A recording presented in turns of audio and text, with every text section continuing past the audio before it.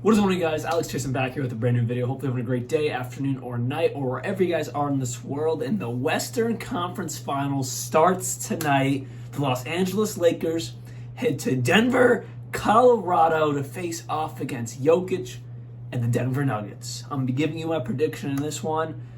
And I'm very in the middle right now. As we all know, the Los Angeles Lakers beat Ja Morant and the Memphis Grizzlies in 6. Man, is Ja Morant trying to ruin his career or what?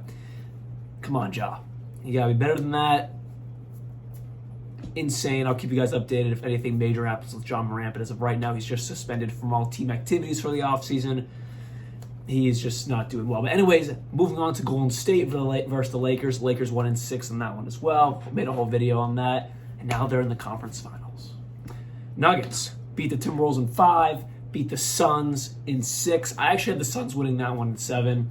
I'm very surprised the Suns lost. Well, I'm not surprised when we watched the series, but I'm surprised before going to the series they lost. But then when you watch the series, completely understandable because KD, Booker, CP3 who got hurt, DeAndre Ayton who got a little bit hurt, they all just did not want it bad enough, and Nuggets came out on top in 6. And that leads us to the Western Conference Finals, where you get the Nuggets, the 1 seed, versus Lakers, the 7th seed. In the regular season, they obviously played 4 games against each other, the conference opponents, and they both won 2 games apiece. They split the season series. Now let's look at the player matchups for this one. Obviously, the key matchup is Anthony Davis versus Nikola Jokic. I think that's the biggest one. No question, LeBron James is going to be LeBron James. But Anthony Davis, I think, is the true superstar of this team. He's younger. He's proved it that he really controls this team. Obviously, LeBron's the leader, but AD is the night-to-night superstar, and it's all going to rely around him. So AD versus Nikola Jokic is the marquee matchup of this one. And Jokic has been killing it throughout the entire playoffs. He has averaged 30 points, 12.8 rebounds, and almost 10 assists. He averaged almost a triple-double in these playoffs. Now for Anthony Davis, his points per game total has dropped down a little bit in the postseason, but his defensive side of the ball play has gotten so much better, from 2 blocks per game all the way up to almost 3.5 blocks per game, from 12 rebounds per game to almost 15 rebounds per game. The defensive and rebounding side of the ball has gotten so much better for AD. And he's going to have a big task against Nikola Jokic because obviously 2-time MVP, could have won it again this year, almost averaging a triple-double in the playoffs, same in the regular season, averaging over 30 points per game. He's going to have a tall task to handle. I hate the argument of people saying, oh, the Nuggets are just a regular season team.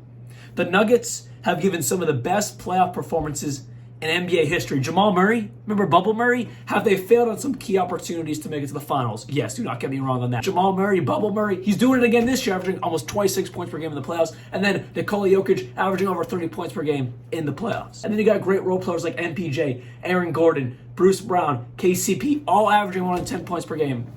This is a hard team to beat if you're the Los Angeles Lakers. Moving on to the Los Angeles Lakers, LeBron James has been the leading scorer in these playoffs for the Lakers, averaging 23 points per game, 10 rebounds, 5 assists. He has been amazing. But I believe everything surrounds Anthony Davis. Yes, he's only averaging 21 points per game, but as I talked about previously, he does everything on that team. From defense to offense to rebounding to just anything you need for him, he does it.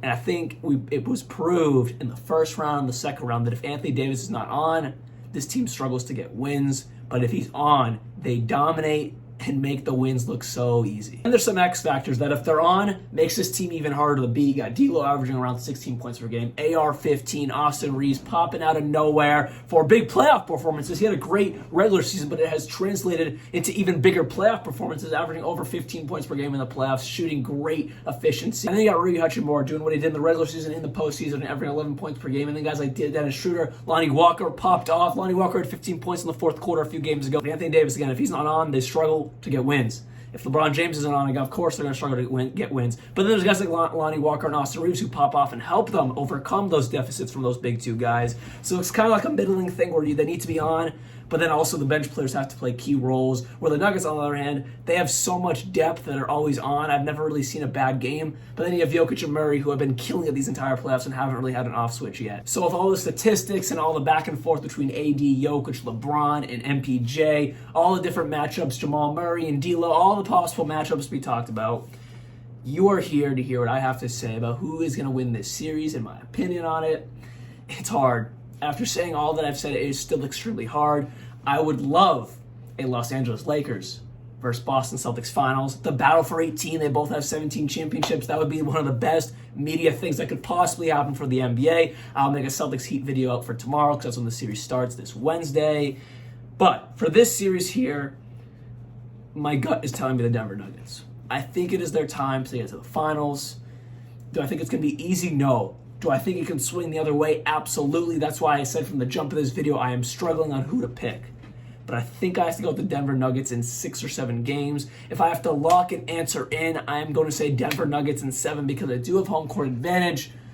Not that it fared well for the Warriors or the Memphis Grizzlies in the past 2 series going against the Lakers, but the Nuggets do have home court advantage. I think it's going to go back and forth.